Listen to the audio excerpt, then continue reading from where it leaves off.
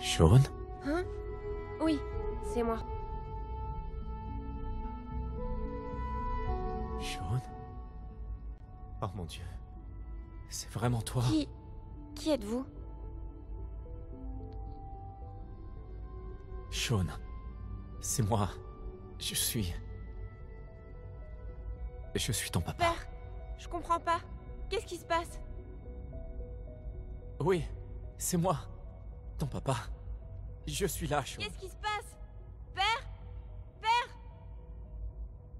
Chut, ça va aller, Shaun. Je suis là maintenant. Je vous connais pas. Laissez-moi. Père? Père, aide-moi! Il y a quelqu'un ici! Au secours! S'il te plaît, Shaun.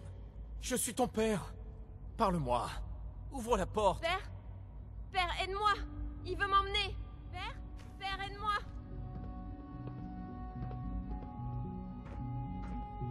Shaun. S9-23. Code de rappel, Cyrus. Fascinant, mais décevant. Les réactions de l'enfant n'ont pas du tout été celles anticipées. C'est un prototype, voyez-vous. Nous commençons tout juste à explorer les effets des stimuli émotionnels extrêmes. S'il vous plaît, essayez de garder l'esprit ouvert. Je sais que c'est difficile, et que votre voyage jusqu'ici a été parsemé d'embûches. Recommençons. Je suis père. Bienvenue à l'Institut. Père? C'est votre nom? Votre titre? Père est mon titre officieux. C'est ce que je suis pour les gens de l'Institut. Tout comme ce que vous êtes pour votre fils. Pour Shaun. Je vais m'exprimer très clairement. Où est mon fils? Il est ici, à l'Institut. Plus près que vous ne le pensez. Mais vous devez comprendre que cette situation est bien plus compliquée que vous ne l'imaginez. Vous avez longuement voyagé et grandement souffert pour retrouver votre fils. Eh bien, votre ténacité et votre dévouement ont porté leurs fruits. C'est bon de pouvoir enfin vous rencontrer. Après tout ce temps, c'est moi. Je suis Shaun. Je suis votre fils. Comment c'est possible? Je sais que c'est difficile à accepter. Dans l'abri, vous n'aviez aucune notion du temps. Après votre réveil, vous l'avez quitté pour partir à la recherche de votre fils disparu. Mais vous avez ensuite appris que votre fils n'était plus un bébé, mais un garçon de 10 ans.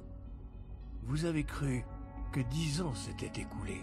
C'est si difficile de croire que ce n'était pas 10, mais 60 ans. C'est ce qui s'est passé. Et me voilà, élevé par l'Institut, et maintenant à sa tête. Mais pourquoi? Pourquoi prendre un enfant? Pourquoi toi? Ah oui, j'imagine que cette question vous tient à cœur. Pourquoi moi? À cette époque, en 2227, l'Institut avait fait de gros progrès dans la production de synthétique. Mais c'était insuffisant. La curiosité scientifique et la recherche de la perfection les poussaient toujours plus loin. Ce qu'ils voulaient, c'était la machine parfaite. Alors ils ont suivi le meilleur exemple disponible, l'être humain.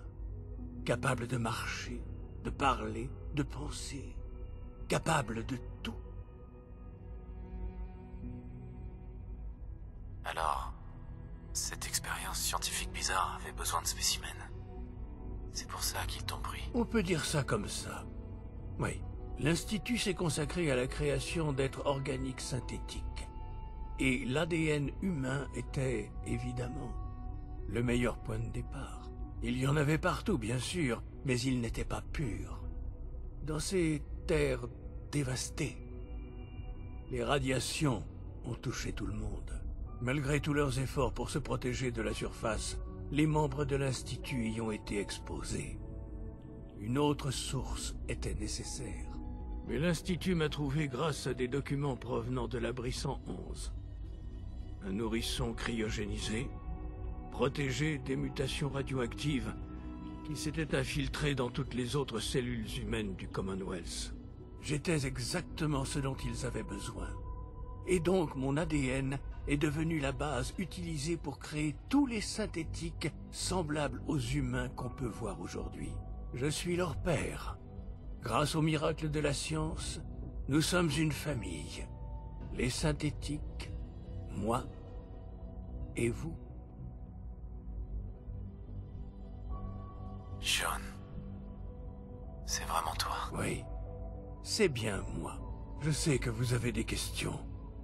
Je vous en prie. Je ferai de mon mieux pour vous aider à comprendre. Kellogg, il travaillait pour toi? Kellogg. C'était un agent de l'Institut bien avant que j'arrive ici. Ce n'est qu'après être devenu directeur que j'ai découvert ce qu'il avait fait. Le genre d'homme qu'il était. Tu savais que c'était un psychopathe, mais tu t'es quand même servi de lui. Je ne m'attends pas à ce que vous compreniez ou acceptiez ma décision. L'Institut s'est bel et bien servi de la nature violente de Kellogg. Je l'admets volontiers. La technologie de l'Institut a prolongé sa vie, et donc son utilité, bien au-delà des limites de l'être humain. Il n'a jamais manqué à son devoir envers l'Institut. Mais sa cruauté transparaissait de plus en plus à chaque mission. Je vais être franc. Ce n'est pas un hasard si vos chemins se sont croisés. Ça me semblait être un bon moyen de vous permettre d'assouvir votre vengeance. Notre vengeance. Que puis-je ajouter pour vous tranquilliser? Ta mère, elle n'a pas eu la chance de te voir grandir. Oui. Ce qui lui est arrivé... J'ai lu les rapports liés à l'incident, bien sûr. Il semblerait que sa mort n'ait été qu'un regrettable dommage collatéral. Un dommage collatéral? Elle a été assassinée? Tuée, oui. Assassinée, je n'en suis pas sûr.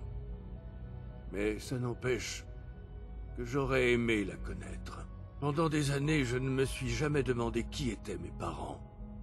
J'ai accepté la situation. Et c'était tout. Mais avec l'âge viennent les regrets. Et on se demande plus souvent si les choses auraient pu être différentes. Enfin, ce qui compte maintenant, c'est que vous et moi avons une chance de tout recommencer. Que puis-je ajouter pour vous tranquilliser? Alors c'est toi qui diriges l'Institut? Je suis le directeur, oui. J'ai travaillé des dizaines d'années avant d'y parvenir. C'est une responsabilité que je prends très au sérieux. L'Institut est d'une importance capitale. Il s'agit du meilleur espoir de l'humanité pour l'avenir, quoi qu'en pensent ceux de la surface. Mais, directeur, pourquoi toi? J'étais la personne la plus qualifiée pour ce poste, évidemment. J'ai vécu toute ma vie entre ces murs, en me consacrant à la science comme tous les autres membres de l'Institut. Mon travail a porté ses fruits. En fin de compte, le Commonwealth n'a rien à craindre de nous. Quoi que vous ayez pu voir ou entendre, je sais que je peux vous en convaincre. Il faut juste me laisser du temps. Je sais qu'il y aurait bien plus à dire, mais l'Institut est sur le point de réaliser de grandes choses.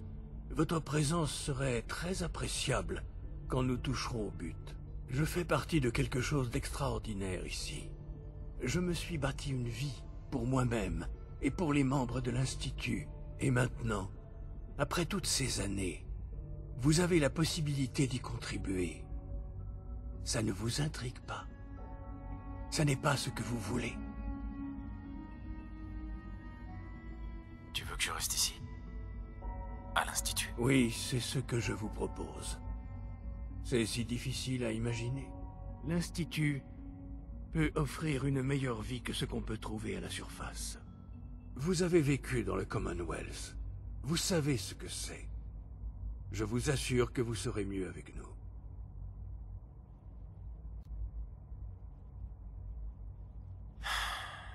Je ne sais pas quoi faire. Je vois ça.